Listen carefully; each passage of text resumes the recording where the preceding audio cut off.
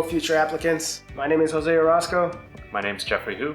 and we are both PGY2 residents in emergency medicine. Now, due to current circumstances, this has been a time that's been filled with a lot of uncertainty and a lot of change. Unfortunately, the residency application process is no exception to this. This year, as you all know, there's the additional hurdle of doing your interviews virtually. Now, while video interviewing is not an entirely new concept, a lot of people don't know how to utilize it and don't know how to prepare or set it up in the best possible way. So we're hoping we can help with this problem. What we've done is we've put together a series of videos, and our goal here is to help prepare you so that you can carry out your next video interview with confidence and with ease. So first, we'll start with an example of a video interview that doesn't go very well. All right. Hi, my name is Angelica. I'll be conducting your interview today. Hi, how you doing? Sorry, let me just make sure we get this. All right, that's perfect right there. So yeah, my name's Jose. Hey, nice to meet you. Hi, Jose. How are you? Doing well, doing well. Good to hear. Can you tell me a little bit about yourself? Yeah, sure. I grew up in the Central Valley after, sorry, my dog. Just give me 1 second, okay? Sorry. Whoops. Apologize for that. Yeah, so I went to, undergrad out there with my family, and then, came out here for medical school. After medical school, just excited to get into emergency medicine. Great. That's great to hear. Thank you for sharing that. Why emergency medicine? Yeah, so emergency medicine, that's a really good question. Oh, sorry, my roommate just coming by here. So there's a lot of good reasons why I want to do emergency medicine. I talked to some people, and I know that it's a very flexible, so those are all good things to look forward to. I'm sorry to interrupt, Jose. Do you mind repeating that for me? I couldn't hear you for about a good maybe 3 seconds. Oh, yeah, I'm sorry. So I was just, kind of saying why I felt emergency medicine would be. You still there? Hello? I apologize, Jose. Maybe we're having some connection issues. Let's move on to the next question. Can you tell me about a time where you faced conflict and how did you overcome it? Conflict. That's something I was involved in a lot. Back in high school. Sorry.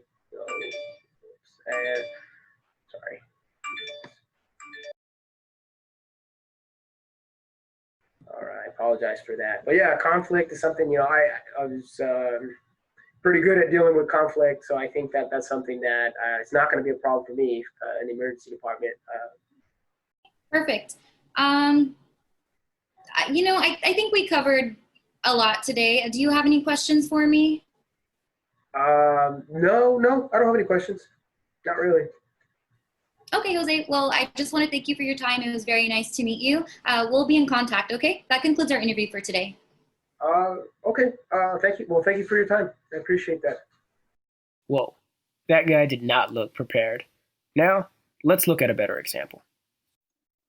Hi, good morning. My name's Dr. Dong. I will be conducting your interview today. How are you doing?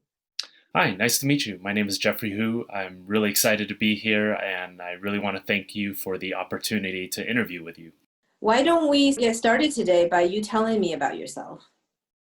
Well, I grew up in the Bay Area. I went to college in NorCal, where I studied biology, and then I went to med school in Southern California. Excellent. Now tell me, why emergency medicine? So I was drawn to emergency medicine for a number of reasons. No one day is quite like the other in the emergency department, and it's a specialty that's filled with intensity and unique challenges that I find myself really drawn to. That makes a lot of sense. Thank you very much. This concludes our interview today. Wonderful. Once again, I want to thank you for the opportunity, and I hope you have a great day. So that interview looked like it went a little better. We'll break it down and give you some tips that will help you succeed and make your interview as polished as possible. One of the first tips is to make sure you have a really solid internet connection. You can ensure that by plugging directly using an Ethernet cable into your modem, or if your computer or laptop does not have a Ethernet port, you should probably connect to a wireless network that is very reliable, or at least have other wireless networks around that are also reliable. You want to make sure you start in a small room that's carpeted, preferably. Maybe some nice furniture and some curtains. You also want to make sure that your background wall is near a window for good natural lighting.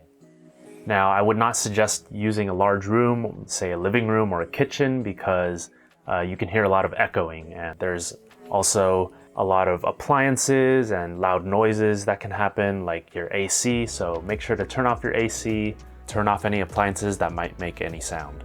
Make sure you put your phone on silent, close all the windows because you want to remove all outside noise.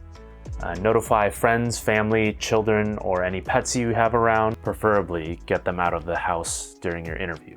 It's really important to tidy up all your surroundings, put away all your clothes, clean up the background, and make sure it's not too distracting.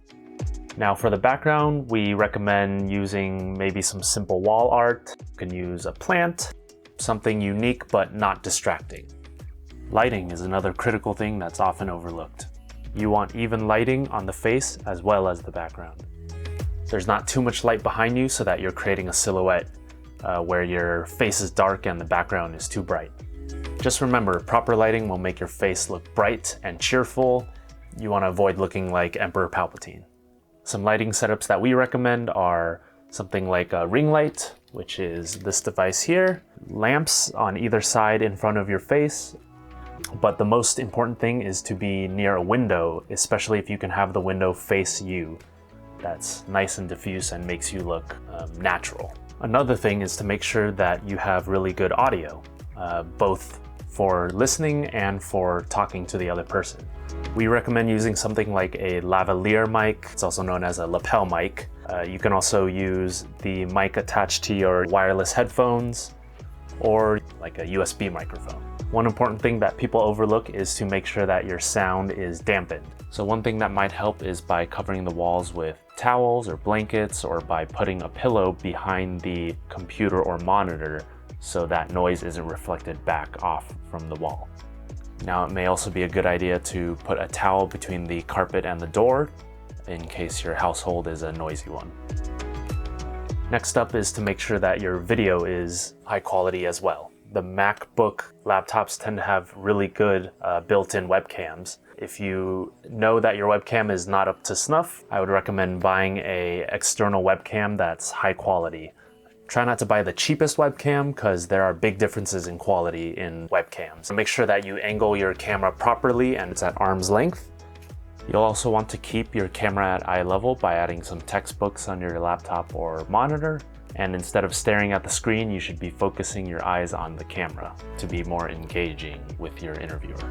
A good tip to make sure your eye is focused on the camera is to take a little colored ping pong ball and attaching that right next to the camera using a piece of tape. You should also consider writing down high-level thoughts or reminders on little post-it notes and attaching those post-it notes to the side of your monitor. Body language is also really important. Try to sit up and not fidget or spin around in your chair. It'd be ideal to grab something like a dining room chair or something that doesn't rotate. As always, make sure to smile and be energetic.